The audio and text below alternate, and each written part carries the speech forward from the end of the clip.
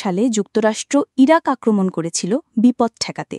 দীর্ঘ ২ দশক পর চীন প্রশ্ন তুলছে, যুক্তরাষ্ট্র কি সেই একই ভুল আবার করছে ইরানে? আর যদি হ্যাঁ হয়, তাহলে এর পরিণতি কেমন হতে পারে? ইরান কি হবে দ্বিতীয় ইরাক? চীনার রাষ্ট্রীয় মিডিয়ার এই অভিযোগ শুধু রিপোর্ট নয়, এ যেন ভবিষ্যতের এক অশনি সংকেত। সবটা জানলে আপনি নিজের মতামত বদলে ফেলতে পারেন। এই ভিডিওটা মাঝপথে থামাবেন না। চীনের রাষ্ট্রীয় সম্প্রচার মাধ্যম CGTN এক অনলাইন প্রতিবেদন প্রকাশ করে বিস্ফোরক মন্তব্য করেছে।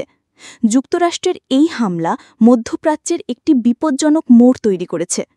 প্রতিবেদনে পরিষ্কার বলা হয়েছে, ইতিহাস সাক্ষ্য দেয় মধ্যপ্রাচ্যে আমেরিকার সামরিক হস্তক্ষেপ মানেই দীর্ঘমেয়াদী সংঘাত, ঠিক যেমনটা হয়েছিল ইরাকে। ২০০৩ সালের সেই হামলায় বিপদ ঠেকাতে গিয়েই তৈরি হয়েছিল নতুন এক দুঃস্বপ্ন।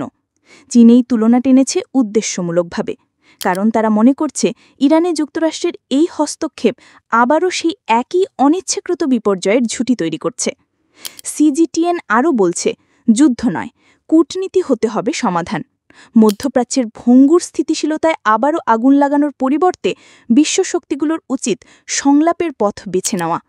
কোনো জাতিকে দুর্বল করে নয়, বরং সম্মানের ভিত্তিতে কথা বলাই হতে পারে সত্যিকারের শান্তির মূল চাবিকাঠি। প্রশ্ন হচ্ছে, এইবার কি আমেরিকা শিখবে পুরনো ভুল থেকে, নাকি আবারও হাজারো নিরীহ মানুষের জীবন যাবে এক ভুল সিদ্ধান্তের খেসরতে?